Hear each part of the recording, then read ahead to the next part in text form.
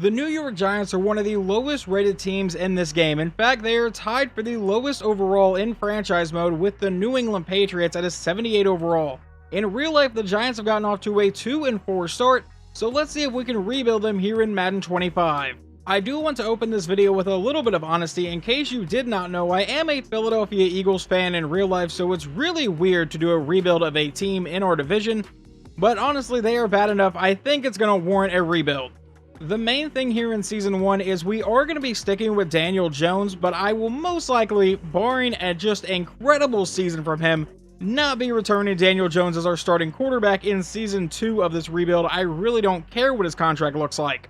This man will be the main point of our rebuild here on the offensive side of the ball. Wide receiver Malik Nabers, an 82 overall as a rookie. I don't know what his hidden depth trait is going to be. I imagine it's a superstar, but it could just be a star depth trait. I could be completely wrong. But either way, should be a really fun receiver to build around. We do have another hidden depth trait here on the offense and tight end Theo Johnson out of Penn State. But aside from that, this offensive line does not look to be very good ratings-wise. I mean, Thomas is an 88 overall, which is really nice to see. And then over here at receiver, we have Malik Nabers, as I just pointed out, but then a 79 overall in Darius Slayton is our number 2. I really don't expect this offense to be very good in Season 1. The defense, though, has a couple really nice pieces to build around. Dexter Lawrence, a 95 overall superstar X-Factor, and then they just signed Brian Burns in free agency, an 86 overall superstar depth trait. Now, in the secondary, we're not looking too good, but we do have a couple hidden depth traits here, so hopefully they can develop. But let's go ahead and simulate the first few games of the season and see how we do. I lied. Before we simulate some games, I do want to look at these top quarterbacks available in this draft. And it looks like we have 2 projected in the top 5, and then 2 more in round 1, and then 1 in rounds 1 to 2. So hopefully, out of all of these guys, someone is a good draft pick. We started the season 2-0 by getting a win over Minnesota and Washington, but then we dropped back-to-back games. And since then, we have just been alternating between winning and losing. So right now, 8 games through the year, we are 4-4, which is a bit better than I thought we were going to be. And if you just completely ignore that interception total, Daniel Jones is having a pretty solid year. Almost 2,000 passing yards, 16 touchdowns, but there is that glaring 12 interceptions. Running the ball, Devin Singletary has 434 yards and 4 scores. And our leading receiver is Wan'Dale Robinson with 500 yards and 9 touchdowns. Malik Nabers kind of having a quiet rookie season, only 2 touchdowns so far on the year. From there, we're just jumping to the end of the season, and I will let you know right now that we did not make the playoffs. I'm sure not a shock to anybody, but following our last check-in here at Week 8, we would win 3 games in a row before ultimately losing 5 of our last 6, only picking up a win in our final game of the season against Philadelphia. So we end up finishing the season 8-9, and once again, if you don't look at the interception total here for Daniel Jones, he had a pretty solid year, 4,100 yards, 28 touchdowns, but once again, the glaring 22 interceptions. Then running the ball, Devin Singletary got 600 yards and 6 touchdowns, Daniel Jones ran for another 5, and Tyrone Tracy Jr. got 4. What about receiving? Malik Nabers ends up with over 1,000 yards and 9 touchdowns. Wan'Dale Robinson ends up with 968 and 12 touchdowns. Darius Slayton gets 3, and then Theo Johnson, our rookie tight end, came away with 5 touchdowns. After that last check-in, I did move Malik Nabers over to the slot receiver spot because that was Wan'Dale Robinson. Obviously, I want Nabers to develop a little bit more, so that is why he just skyrocketed in stats. Now, over here on defense, leading our team in tackles is going to be Bobby Okereke. In sacks, 9.5 from Kayvon Thibodeau, and interceptions goes to 3 from Deonte Banks. And I have no idea what's going on in the first year of this universe to completely change what's going on in real life, but the New York Jets have defeated the Los Angeles Rams in the Super Bowl 42-10. The very first thing we are doing in this offseason is we are going to be taking the 5th-year option on Kayvon Thibodeau. He just led our team in sacks. It's the most realistic thing to do. However, we're not going to be taking the 5th-year option on right tackle Evan Neal, only a 73 overall star depth trait player. Yeah, we're going to go ahead and reject your 5th-year option. And then almost everyone else that's up for a new contract, I would say is not really crucial to this team right now, and I think we may be able to get better in free agency or the draft. Even if we can, I'm not going to spend the time to re-sign a bunch of these guys. Before I officially jump into free agency, I want to take a look at the team right now. I would say right guard is a pretty big need considering our starter is a 66 overall there. But Malik Nabers is an 88 overall superstar depth trait, and Theo Johnson is also going to be a superstar depth trait for us. And then over on defense, Dexter Lawrence still an X factor, but now Brian Burns is also a superstar X factor. So I would say the main thing we need to improve here is our secondary. Now here are our free agent acquisitions for the first offseason of this rebuild. I brought in quarterback Andy Dalton just to be a mentor backup to whoever we end up drafting. We got a 71 overall right guard, that's a star depth trait in Ricky Stromberg, a 74 overall kicker. I signed a 79 overall safety in Chuck Clark, who was actually the Super Bowl MVP. He is just here to be a backup though. An 82 overall punter in J.K. Scott, an 82 overall running back in Chuba Hubbard, an 83 overall corner in Paulson Adebo, not real sure, and then an 87 overall free safety in Justin Simmons. Right before we head to the NFL draft, you can see that I have heavily scouted all of these quarterbacks. Only 2 of them have the talent to be taken in round 1 apparently. One is Matthew Elam, and the other is John Picard, who is actually projected in rounds 2 to 3.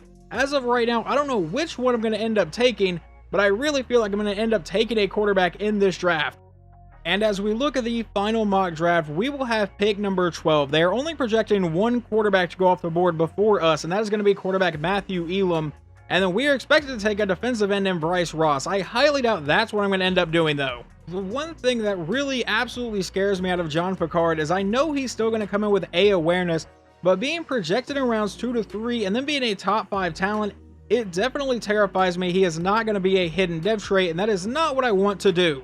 And as good as quarterback Matthew Elam looks, the thing that really scares me on him is in his player notes, it says that pressure doesn't faze him because he doesn't know it's there, which means he has no pocket awareness whatsoever, and I feel like that's pretty important in simulation.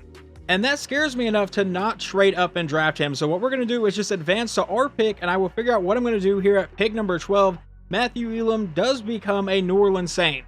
I am well aware that quarterback Matthew Orton's talent grade is rounds 2 to 3, but I really cannot find a reason not to draft him. A awareness, A short accuracy, A medium, B deep accuracy. If we come over here and look at his throw power, it's listed as great. Obviously, he's not much of a runner, but he still can run if needed with a 4.89 40. I'm really leaning towards quarterback Matthew Orton right now. But then we obviously have the problem of quarterback John Picard. Now he is 23 years old. A awareness, A short accuracy, B medium, B deep accuracy, and then let's see what his throw power is. It is also listed as great, and he is definitely a runner. Ran a 4.36 at his pro day. After weighing all of my options for a while, we're going to take the 21-year-old quarterback Matthew Orton out of Pitt, and I'm going to really hope that this kid comes in with a hidden dev trait. 68 in true value, drafted him at 12, not great there, but does have a hidden dev trait for us. And now I'm in the second round, and John Picard is still here. I could pull like a Washington with RG3 and Kirk Cousins and take both, just having the idea that one of them is bound to work out, but I'm not going to do that. Instead, here in the second round, we're going to take left guard Paul Porter out of UCLA. 21 years old, is projected in rounds 3 to 4, but a talent grade of round 1 to 2. So Paul Porter, welcome to New York. And I completely forgot to turn off the draft presentation thing, but he is going to be a hidden dev trait. Moving on to the third round of this draft, we're going to take middle linebacker Tim Pleasant out of Florida State. B tackle and C zone coverage, obviously not the greatest stats you've ever seen, but does have A awareness, B man coverage, B play rec.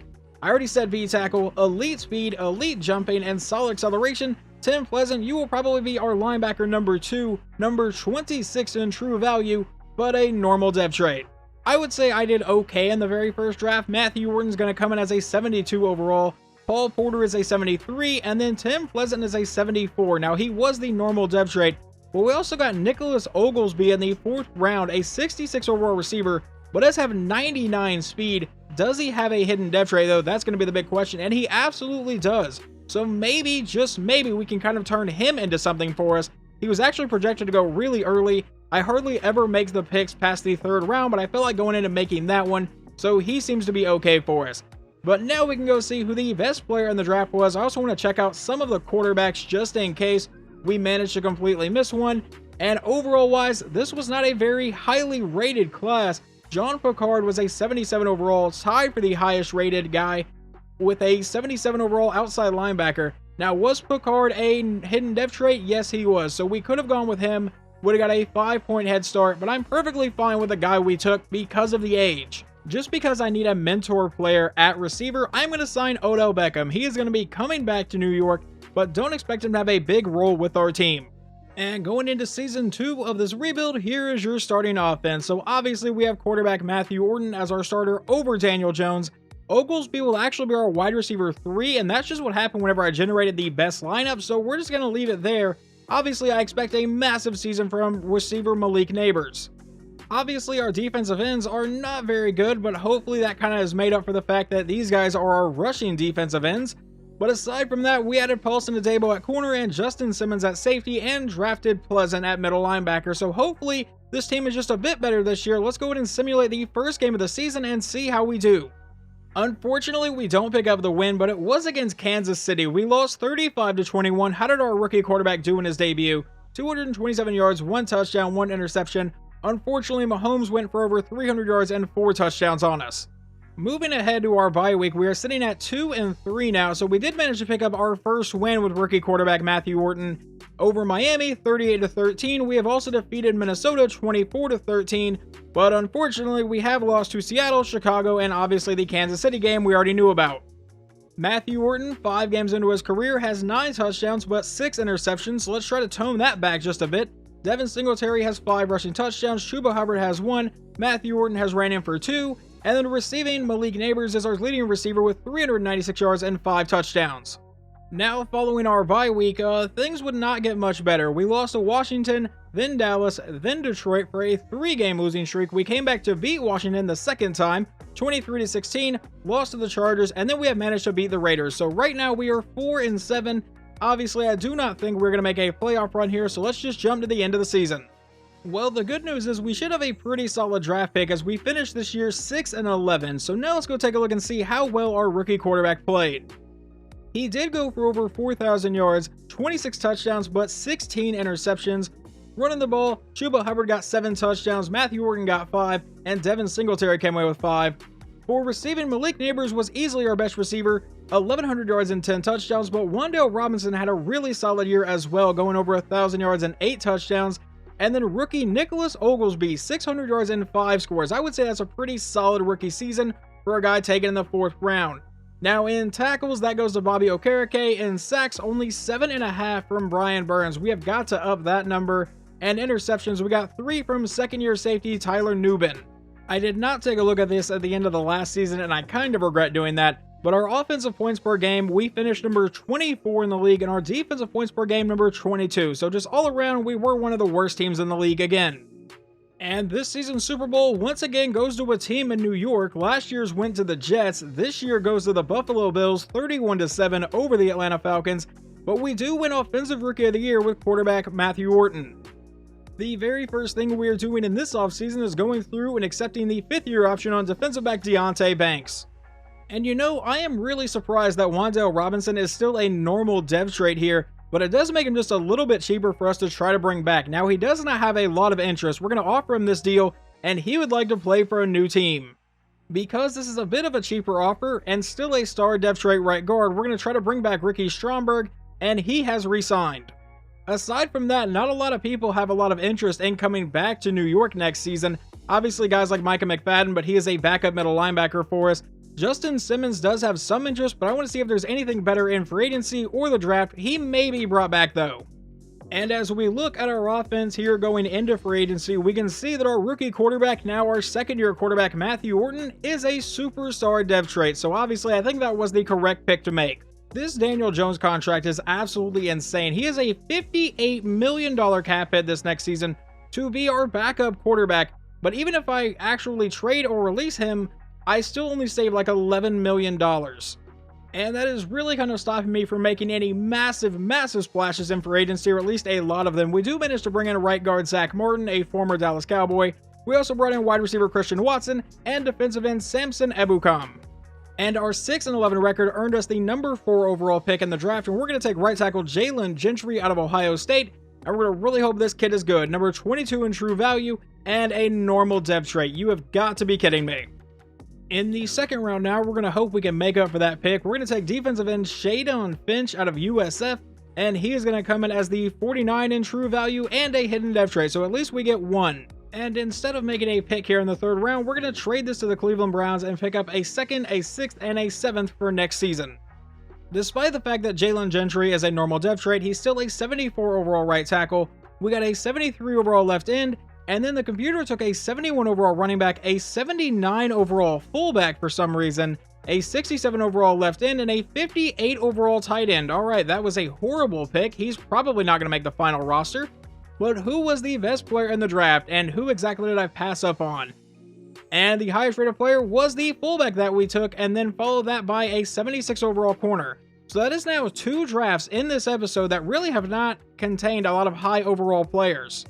We are going to be signing a couple of veterans to this team, like safety Malik Hooker. We're going to bring him in on a 1-year deal. And he has not been on the team in a couple years, but we need some more depth at wide receiver, so we're going to bring in Darius Slayton. And then finally, for our mentor player at quarterback, we're going to bring in Derek Carr. Here is going to be your starting lineup for Season 3 of this rebuild. Obviously, Orton now in his 2nd year. We're expecting him to take some sort of a jump here. Theo Johnson, an 82 overall superstar depth trait. Malik Neighbors, a 92 overall superstar depth trait. And we added Christian Watson to be our wide receiver too. Now, over on defense, I really feel like I am not making the improvements at the speed that I really should be. We're going to really hope we don't have injuries at middle linebacker because we only have 3 on the roster. But I'm going to really hope this defense can hold up this season. Well, going to our bye week, we're now 2-3 on the season. I honestly expected us to be a little bit better than this. We seem to have the 3rd offense and passing yards per game, but in points per game we're number 22, and in defensive points per game we're number 17. So let's jump a little bit later into the season and see if we have improved anything. And as a matter of fact, we would actually not improve at all. We came out of our bye week and lost another 4 games in a row before we finally beat Houston 27-21, just to come back in week 12 and lose to Washington. So I guess from here, we're going to look at some season stats, but then we're just going to go to the end of the year because once again, I don't think we're going to be in the playoffs. Quarterback Matthew Orton is at about 2,900 yards, 20 touchdowns, and 10 interceptions. Running the ball, Singletary has 600 yards and 4 scores. And then receiving, Malik Neighbors, easily our best receiver with 800 yards and 8 touchdowns. And then Theo Johnson has 3, Christian Watson only has 2, Oglesby has 1, Slayton has 1, Singletary has 1, and our backup tight end actually has 3. There is definitely going to be some changes this offseason because we are an 88 overall team, but we finished this year 3-14. That is absolutely unacceptable. And our quarterback honestly didn't even play that bad. 4,400 yards, 33 touchdowns to 14 interceptions. Running the ball, Singletary got 800 yards and 6 touchdowns. Receiving, Malik Neighbors over 1,000 yards and 10 scores. Theo Johnson got 5. Christian Watson caught 4. Darius Slayton ended up with 6 on the year. Oglesby got 2. Singletary got 2. And then our backup tight end finished this year with 3. I think that's what he had at like the last point we checked. And then Tim Pleasant, our backup middle linebacker, actually leads the team in tackles. In sacks, Kayvon Thibodeau came up with 10, and interceptions, we got 3 from Pleasant and 3 from Tyler Nubin. But yeah, this is absolutely insane. We finished as the number 25 offense in points per game, and the number 31 offense in rushing yards per game. We cannot allow that to happen. And then defensive points per game, we were number 30 in the league. And the next Super Bowl in this rebuild goes to the Seattle Seahawks, who defeat Kansas City 28-24. And following that season, I have decided to fire our defensive coordinator, and available was Gerard Mayo, so he has been brought in to be our DC now. And to kick things off here, we do have to accept the 5th-year option on wide receiver Malik Neighbors. I would love to bring back Kayvon Thibodeau if we could actually get him back on this 3-year deal. He does have a ton of interest, and he will be returning. Just in case we cannot get a different center, John Michael Schmitz, how about a 2-year deal, and he will also return. And this one may not be a very popular decision, but at an 83 overall, 31 years old, we're going to see if we can get better at middle linebacker, so I will not be bringing back Bobby Okereke. And honestly, with the rest of these players, I'm going to be letting everyone else walk, so we will be going into free agency with $98 million in cap space, and we finally get Daniel Jones off this team. Despite the fact we had just a ton of cap space this year, there was not a lot of big name free agents at positions we needed, so the only guys I brought in are DeAndre Swift, Kenneth Murray, Nick Cross, and Byron Young. And I will even show you that there was like Aiden Hutchinson, but he had no interest and none of our offers even came close. I did try to bring in Brian Branch, but he ultimately decided to go to Denver. This mock draft is a little bit interesting. It has us taking a tight end with the number 1 overall pick. I don't think that would ever be a good decision for any team ever, unless they are just the most athletic and like biggest tight end you have ever seen. And even then, guys like Kyle Pitts don't always work out as well as everyone thinks they're going to. Yeah, I just don't think that'd be a great selection. And we are actually going to trade out of the number 1 pick because there's no one here that I really feel like is worthy of the number 1 overall pick right now, or at least from what I have scouted. So we're going to take this trade with Tampa Bay, fall back a few spots, pick up a 2nd and a 3rd rounder this year and a 1st rounder for next season. And with that 8th overall pick, we're going to take wide receiver Luke Tillman out of Ohio State. C catching traffic, C catching, but A deep route, B release, and ran a 4.24 40 at his pro day. So Tillman, you are now a giant, and he is 19 in true value. We drafted him at 8, and he is a normal depth trait, because of course he is. Why wouldn't he be at this point? Let's just move on to the 2nd round, where we are going to take free safety Gordon Campbell out of Ole Miss. He's going to come in with B hit power, B tackle, B zone coverage. He only has solid speed and good acceleration, but we really need some safety help, and Gordon Campbell will be number 20 in true value and be a hidden depth trait. And just a few picks later here at pick number 8, this is the draft pick we just got from Tampa Bay. We're going to take center Lance Dunn out of Georgia, and he is going to be number 44 in true value and will also be a hidden depth trait. We also ended up with the number 10 pick here in the 2nd round with another trade that we made. Not going to lie, I do not remember that one. I recorded the first 3 seasons the day before I'm recording this one, so I don't really remember where this trade came in. But we are going to take defensive back Deron Lamb out of Alabama, and he is going to be number 5 in true value, but a normal depth trait. And now at the beginning of the 3rd round, we're going to take center Logan Whitfield. I was really happy to see he was still here. I almost took him in the 2nd round with one of those 3 picks, but decided to see if he could make it to the start of the 3rd, and he has. So Whitfield will be coming to New York, and he is number 61 in true value. We drafted him at 65, and he will also be a hidden depth trait. And then with the 8th pick here in the 3rd round, we're going to take Jeremy Wakefield out of Houston, and he is going to come in with the number 195 in true value. All right, that may have not been a great pick and a normal depth trait. Yeah, just ignore that I made that pick. While it does suck that Luke Tillman is only a normal depth trait, he is at least a 75 overall, but we also got a 75 overall safety, a 73 overall center, a 77 overall corner with Deron Lamb, but like I said earlier, another normal depth trait, then a 73 overall center. One of these guys is probably going to move over to guard. Then we got a 67 overall defensive end. Yeah, just ignore that happened. A 70 overall defensive tackle, a 75 overall running back in the 4th round. I will gladly take that. And then a 65 overall tackle, a 64 overall tight end, a 65 overall safety, a 67 overall middle linebacker, and a 66 overall outside linebacker. So we had a ton of draft picks this year. But let's see who was the highest rated player in this class. Now, the last few classes I remember have not really had anyone over an 80 overall, and there was one in this one. It was the tight end that we were projected to take number 1, Steve Edwards. So obviously, he would have been okay, but that's not where I wanted to go. And the Bucks traded up to take quarterback Chris Traynor. And officially, here will be your starting offense for Season 4 of this rebuild, and I am really hoping we can do a lot better than we did last year. Hardy will be our backup running back for now. Actually, you know what? Let's go ahead and start him over DeAndre Swift. If, like, at the midway point or whatever, it's not looking good, we'll go back to Swift. But for right now, I want to start the rookie. And then over here on defense, I would say our weakest point is probably the middle linebackers, because we did lose Bobby Okereke. I really did not find a good replacement in free agency or the draft, so it'll be down to Tim Pleasant and Kenneth Murray. Once again, our bye week is in week 6. I don't know why the Madden schedule keeps doing that, but we are 3-2 this time, so we are a bit better team than we were. We started the year 2-0 with a 21-2 victory over Atlanta. Then we defeated Philadelphia, dropped one to Buffalo, and then New Orleans, and then we came back to beat Miami. Let's take a look and see how everyone is playing. So far through 5 games this year, Matthew Orton has 9 touchdowns and only 1 interception. And then it looks like Pierre Hardy, our rookie running back, has 292 yards and 4 touchdowns. Matthew Orton has ran in for 3. And then receiving Malik Neighbors has 1, but our rookie Luke Tillman, who is not a hidden depth trait, has 4 touchdowns on the season, and Christian Watson has come away with 3. Well, now that we have moved on a few more weeks into the season, we are sitting at 5-6, which is just awesome right now. We are dead last in our division. It's really looking like we're not going to make the playoffs yet again. What in the world is going on with this team?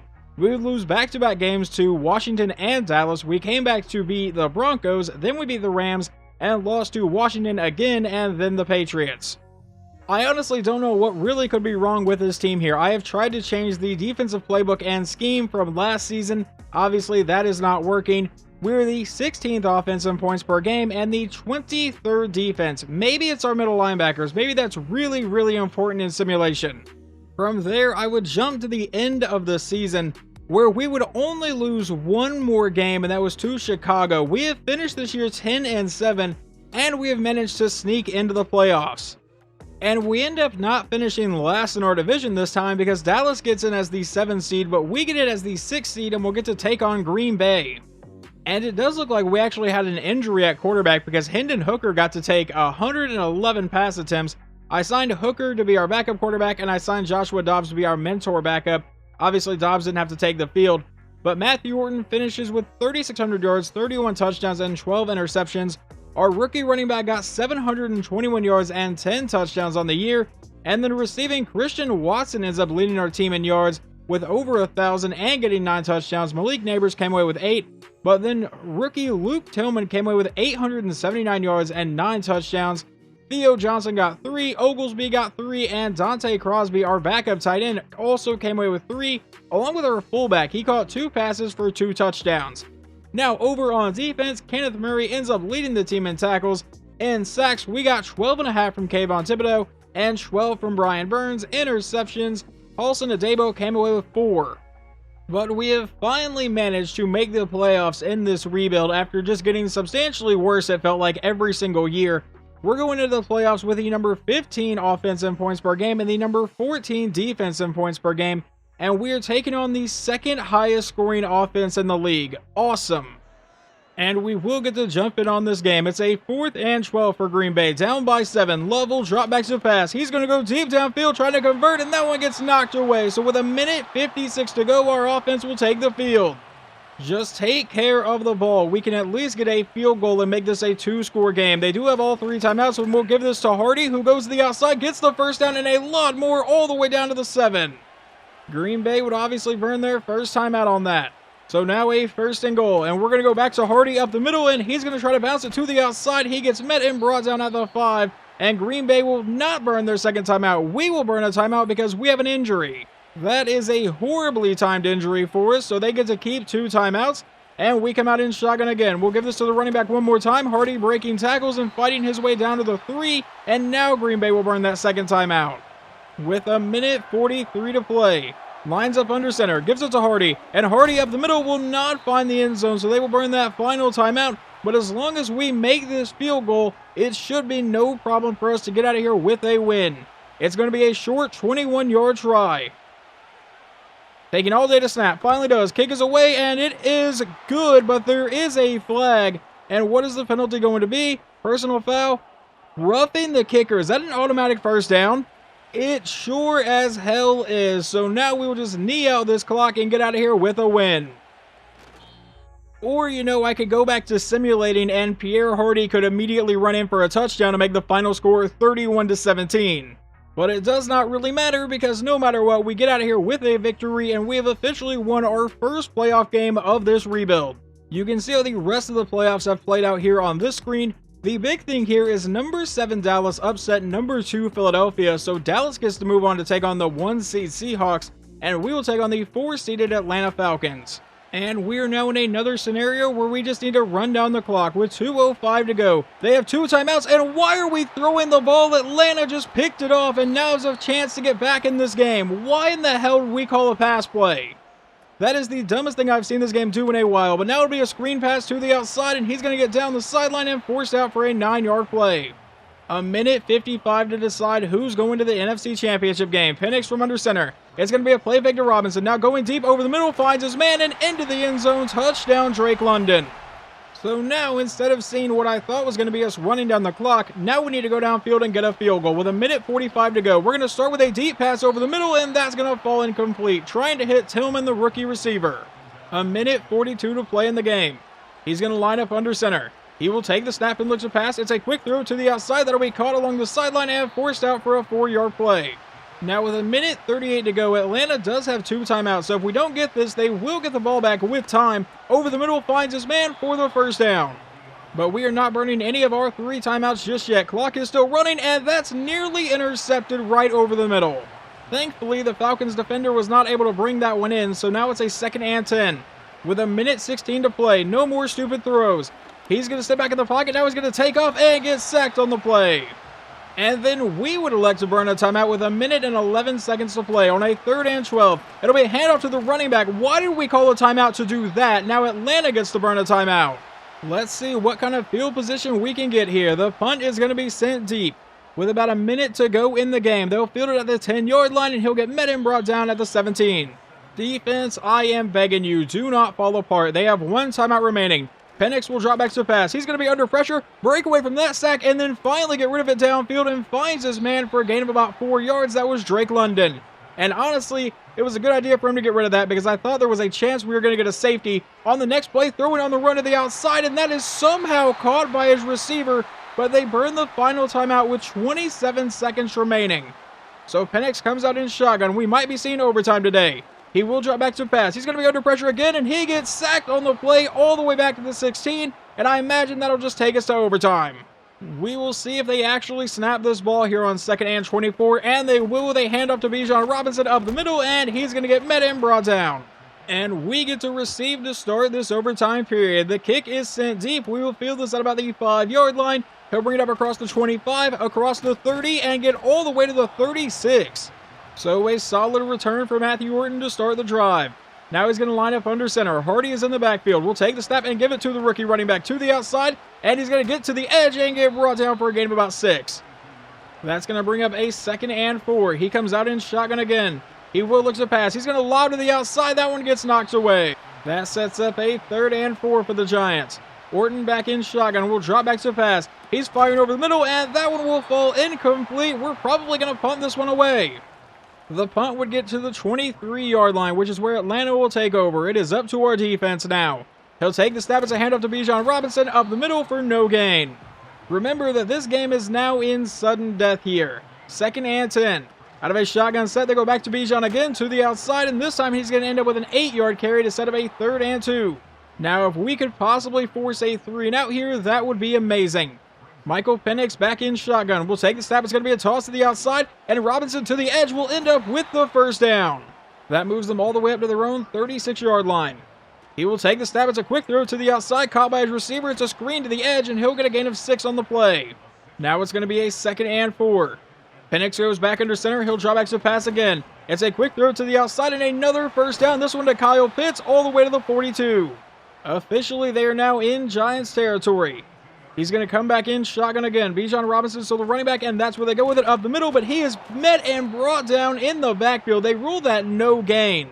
I definitely thought he lost at least a little bit there. Now a 2nd and 10, and they're going to go back to Bijan, who goes up the middle, definitely not losing anything this time, and he gets the 1st down. Under 2 minutes to play in the overtime period, but they are now in field goal range. 1st and 10 from the Giants' 31-yard line. Penix under center. They're going to go back to the running back up the middle. This time it's not Bijan, but he is brought down for a 3-yard carry. That leads to a 2nd and 7. Penix is back in shotgun again. He'll take the snap. It's a handoff to the back, and they're going to get another 1st down run. This one all the way down to the 16. We just cannot stop their offense right now. Penix back in shotgun. They're going back to the back again up the middle, and we will stop him on this play. From the 15-yard line, he's going to send a man in motion. Penix will actually look to pass. Please throw an interception. He throws it to Kyle Pitts, who fumbles the ball, and the Giants recover that somehow. Are you kidding me? They screw up that badly, and Kyle Pitts is now injured. So our hopes will stay alive. We take over at the 8-yard line with a minute and 7 seconds to play. We'll drop back to pass. Please get out of the end zone. He's throwing it deep downfield. He's got a man, and that is going to be Christian Watson racing away from the defense. Touchdown, Giants. We're headed to the NFC Championship in just a ridiculous fashion. What a wild, wild game. We jump in thinking we're just going to run down the clock, immediately throw a pick. I had already accepted the loss in overtime whenever they got into field goal range because the Madden CPU hardly ever misses field goals. And then we forced a fumble on Kyle Pitts and just a massive play from our quarterback to Christian Watson. Moving on to the NFC Championship game, we now get to take on the defending Super Bowl champions Seattle Seahawks. They defeated Kansas City last year, and in the AFC Championship game, it is the number 1 Steelers against the 6th-seeded Ravens, so we could possibly have a battle of 6 seeds going into the Super Bowl. And here we go. We get to jump in on another close game. A minute 17 to go. It's a 3rd and 3 from the 38. A quick throw over the middle, and he will find DK Metcalf for the first down. We could be looking very much at another overtime game today, but they still have plenty of time to try to get a touchdown. A minute 12 remaining now with 2 timeouts. They come out with a 5-wide set. Seattle will drop back to pass. He's going to fire this to the outside. That one is a diving deflection. That leads to a 2nd and 10. With a minute and 9 seconds remaining here in the NFC Championship game. He will drop back to pass. A quick throw to the outside again, caught by his man, but he's immediately brought down. It's only going to be a 4-yard gain, and they burn their 2nd timeout. A minute and 3 seconds remaining. Back in a shotgun set again. From the 22-yard line, he'll drop back to pass. He's going to be under pressure, and he will throw it away to the outside to bring up a 4th and 6, so I imagine they will bring out their kicker to try to make this a 23-23 ball game. About a 39-yard attempt, the kick is away, and this one will be good. So we will get the ball back with about 55 seconds remaining. You know what? Scratch that. Following the kickoff that got to the 34, we have 51 seconds. And Orton will drop back to pass, going over the middle, and I thought he came down with that. Incomplete. We do have all 3 timeouts, so it makes sense to try to move the ball downfield. Orton will drop back to pass again. He's under a lot of pressure, and he's getting sacked on the play by Bobby Okereke. Of course it's him. The guy we let go in free agency. Now we'll come out and give it to Hardy on the 3rd and 23 to the outside, and he'll set up a 4th and 14, and we will just punt this ball away. We have let the clock run down quite a bit here, so I imagine the punt will be the final play of regulation, so as long as nothing crazy goes on, he'll field it at the 22 and get brought down. We are headed back to overtime. Seattle would get the ball first here in overtime from the 26-yard line. They're going to come out in shotgun. He'll take the snap under pressure, going over the middle to a wide open man all the way to about the 50-yard line. A great start for the Seahawks. Now they line up under center on the next play. Once again, we'll look to pass. A quick throw, and that will be caught for a gain of just about 5 yards. And with that, they will obviously set up a 2nd and 5. Now he'll drop back to pass, run to the outside, throws across his body, but finds his man anyway, and they give him the first down. Now it's going to be an I formation here. He lines up under center and will take the snap. It's going to be a play fake to Kenneth Walker. Under pressure, but he throws to Walker on the outside, who gets by our defense for the first down all the way to the 20-yard line. On the next play, it would be a 6-yard pass to Noah Fant, so now it's a 2nd and 4 from the 14. The last time the defense was in a situation like this, they were able to force a turnover. Can we do it again? Going downfield, and that one will fall incomplete as their receiver got rocked. That's going to bring up a 3rd and 4. He'll line up under center, dropping back to pass. A quick throw downfield and a quick and easy 1st and goal. A shotgun set with 2 running backs in the backfield here. From the 9-yard line, he'll send someone in motion, take the snap, and it's a handoff to the back, to the outside. He'll get by our defense, and Kenneth Walker into the end zone. Touchdown, Seattle. So now our offense has to score here. We're going to kick this one deep. He's going to field it from about the 5-yard line and bring it up. And he's going to get across the 25 and brought down the 29. Matthew Orton, there is no room for error on this drive. 2:35 to play in this this overtime period. He's going to start with a roll to the outside and throws it to DeAndre Swift, who's going to get a gain of 7. That will lead to a 2nd and 3. He's going to line up under center now. From the 36-yard line, dropping back to pass, a quick throw to the outside, and that's going to be a gain of just a couple yards. Now a 3rd and 2, as we are now inside 2 minutes for this overtime period. He's going to come out under center. I believe Hardy is back in at running back now. But he will look to pass, a quick throw to the outside, and a quick catch by Christian Watson. First down, Giants. Orton back in shotgun again. Will drop back to pass. He's going to roll to the outside again, throw on the run, and he finds his man. Hardy will break that tackle and get brought down for a 6-yard play. Now Orton will come out as the only one in the backfield. From the 48-yard line of Seattle, looking to pass. He's under pressure, and he's going to get sacked back into Giants territory. We will burn our first time out. That brings up a 3rd and 12. He will drop back to pass, going deep over the middle, and he finds his man. We convert that play all the way to the 39. We'll come back out in shotgun again. DeAndre Swift is checked into the backfield. Orton will drop back to pass, a quick throw to the outside, and that'll be incomplete. We're going to have a 2nd and 10. He's going to change the play around just a little bit here. Still a shotgun set. DeAndre Swift still in the backfield. Orton will throw it to Swift on the outside, and he will get met and brought down to bring up a 3rd and 9. I don't even understand why it's showing the field goal line here. A field goal does absolutely nothing. Orton will drop back to pass. Looking to convert on this 3rd down again. Has a lot of time, but he's going to try to take off and will slide down to bring up a 4th and 6, and the clock will continue to run. About 40 seconds to go. In a shotgun set, our season comes down to this. Orton will drop back to the pass. Needs to get rid of it. Rolling to the outside. Really needs to get rid of it. Under pressure, and he's going to get sacked, and our season will come to an end. Just an absolutely brutal end to this game, but I am really proud of this team. Last year, we went 3-13, had the #1 overall pick, and in this year, we were just really a couple plays away from getting to the Super Bowl. And the Seahawks end up winning back-to-back Super Bowls. They won the one last year, 28-24. They come back this year and win 16-13, this time over the Ravens. But the main thing to look for on this screen right now is the Offensive Rookie of the Year was Luke Tillman, so hopefully he is no longer a normal dev trait. Before I get into this offseason, I want to go ahead and add that this will be the final offseason of this rebuild. If I fail to win a Super Bowl in Season 5, the rebuild is considered a failure. I still feel like we built a good team, despite the fact a couple years ago we went 3-13. The very first thing we're doing this offseason is accepting the 5th-year option on our franchise quarterback Matthew Orton. But as I'm sure you probably just saw, we have to offer a contract to Dexter Lawrence. So how about a 1-year deal? Will he take that? Yes, he will.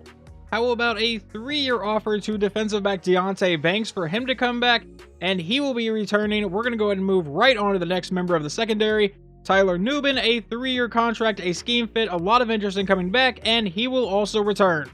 I would love to bring back Theo Johnson, but he doesn't have a lot of interest in coming here because apparently he wants to be close to home, despite the fact his home is listed as international. I'll be honest, I have no idea where Theo Johnson is from, but we'll offer him a 4-year contract to stay here, and he will be returning. Alright, I had to look this up. He is from Winnipeg, Manitoba, Canada. If I said any of that wrong, I do apologize, but whatever. I understand we're not the closest team to that, but we're a lot closer than a lot of teams, so I feel like the bar shouldn't have been all the way in the red. Either way, we got him re-signed, so that's kind of a moot point, but I just wanted to point that out. And I am thinking everyone else here is going to get to walk into free agency, so we'll actually, you know what, let's try to bring back Hendon Hooker. He was a solid backup quarterback. Granted, didn't play super well, but we'll offer him a 2-year deal, and he is going to stay with the team, so I don't have to worry about getting a backup quarterback. And I really shouldn't need to worry about getting a mentor quarterback anymore. But yeah, from here, everyone else will be going into free agency. Except for Riley Patterson. I don't want to lose him. I do apologize that I keep leading you guys on. We'll offer him a 3-year deal, and he will be coming back as well. Before I get into free agency, I wanted to see what draft pick Tampa Bay gave us.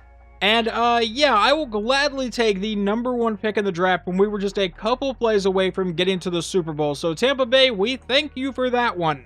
And then just so you guys can see this free agent class, it is not going to be a very strong one. I will try to bring some of these guys in, obviously, but don't expect any massive names. And now here are the guys I ended up bringing in. Now, obviously, most of these guys are going to end up being depth players, but we definitely needed some of that. Keenan Tarr, a 74 overall outside linebacker. Then I brought in Austin Booker, a 75 overall defensive end. We also got Rashawn Gary, a 76 overall left end. Darnell Washington to be our backup tight end. A backup defensive tackle in Deron Payne, TJ Edwards to be a backup outside linebacker, Nakobe Dean to kind of fight for that second middle linebacker spot, and then Braylon Allen to come in and be our backup running back because DeAndre Swift had kind of regressed. And then just out of curiosity, I think I know who I want to take with the #1 pick. There is a receiver that appears to be incredibly nice for us, a projected top 5, talent in the top 5, but let's see what the mock draft says we're going to take. Go over here to mock draft 5. They expect us to take a defensive end in Andrew Bolin, but honestly, I don't know about that. And now that I'm officially at the NFL draft, let's take a look at wide receiver Andrew Dobbins.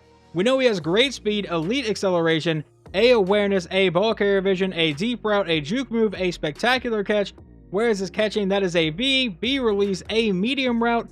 What about his short route running? If I can actually find that on the screen, it is a B. All right. Well, Andrew Dobbins is definitely in consideration to be that #1 pick. In fact, I would say the only other guy I'm considering is Terrence Molden out of USF. He is also projected to go in the top, he's projected to go in the first round. He is a top 5 talent with A man coverage, A press, A zone, elite speed. All right, we may take him instead. He does have F injury, which is a bit concerning.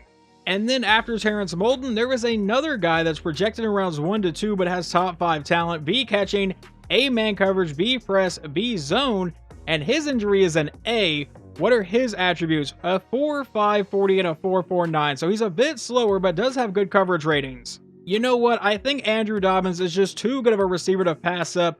We're going to go ahead and take him with the #1 pick in the draft, and he is going to be number 2 in true value. We took him at 1 and will be a hidden dev trait. So unfortunately, we do miss out on Terrence Molden. He would go number 6 overall to the Los Angeles Chargers. And I think we're also going to miss out on Chad Newman. And yeah, I see him there at pick number 16. So we're not going to grab either one of those guys. Obviously, they would have been nice, but I think this receiver is going to be really, really good. And then with our other first round pick, we're going to address another position of need on this team at right end. And we're going to take Rayshon Bibbs out of USF. And he is going to be number 9 in true value and have a hidden dev trait. So I think I've done well in this first round. Now, as we move on into the second round, we're going to take middle linebacker Randy Cheeks out of USC. I really hope his last name is not any sort of indication of how good of a player he is.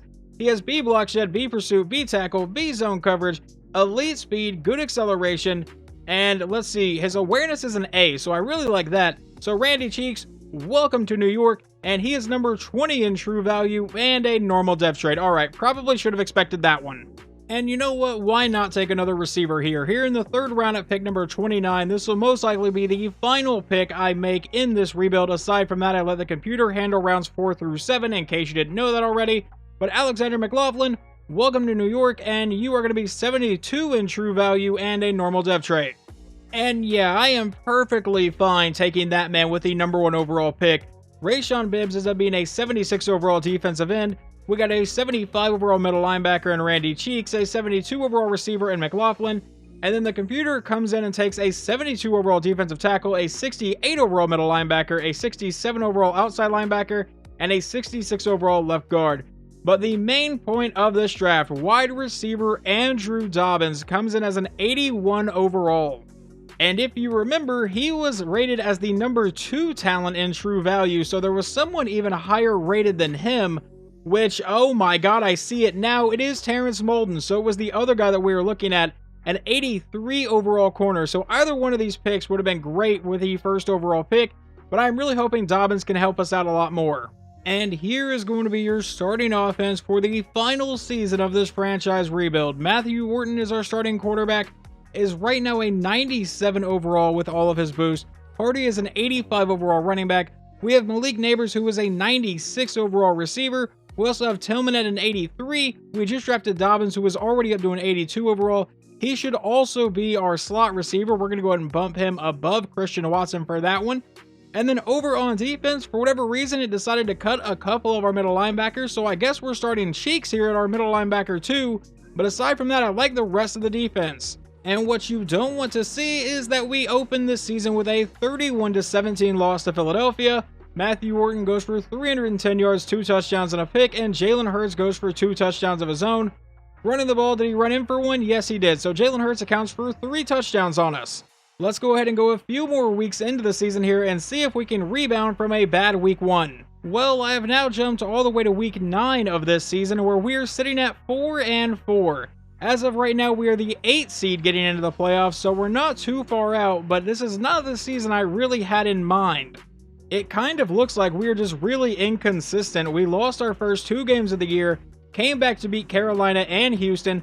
By the way, that is Dallas's only win on the year. They are 1-6 right now, so that's awesome.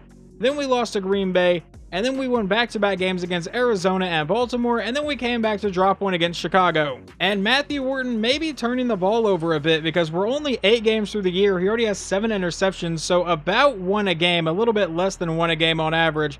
Running the ball, Pierre Hardy does have 7 touchdowns, and then receiving, Andrew Dobbins has actually been our number 1 receiver.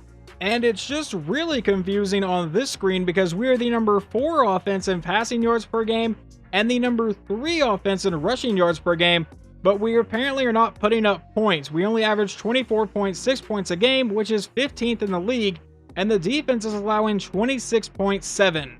And just because this is a do or die season, let's make a massive trade. We have traded our first and second round pick in the next draft and a second and third in the draft after that in exchange for middle linebacker Roquan Smith.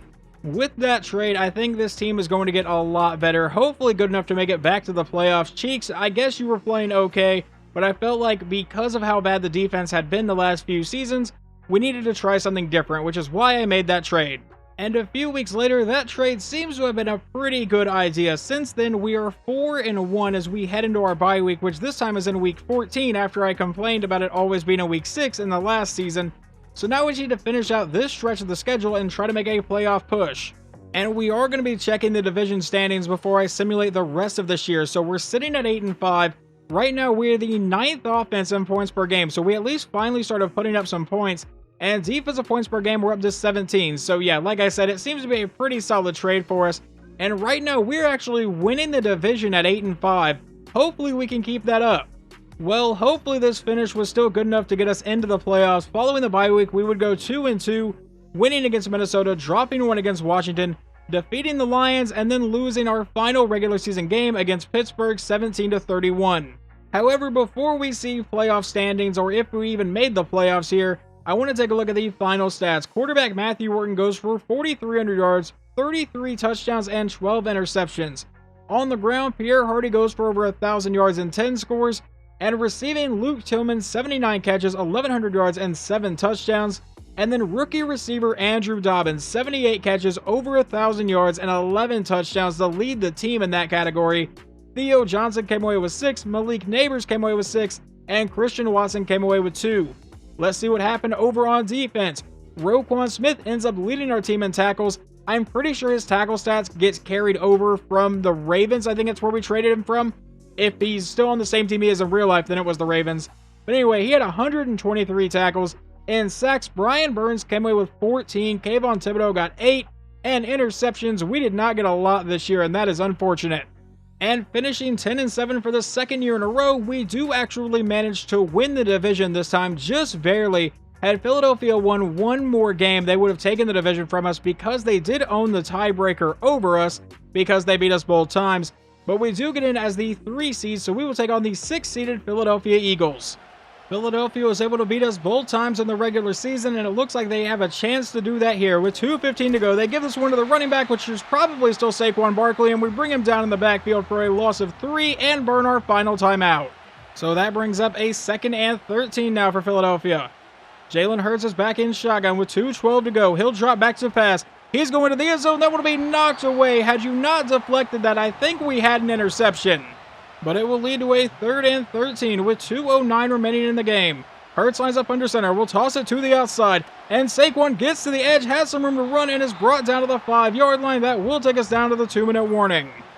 So Jake Elliott will come out and kick this field goal to make it a 5-point game, and our offense will have a chance to win it here in regulation. The kick is away, and it is good.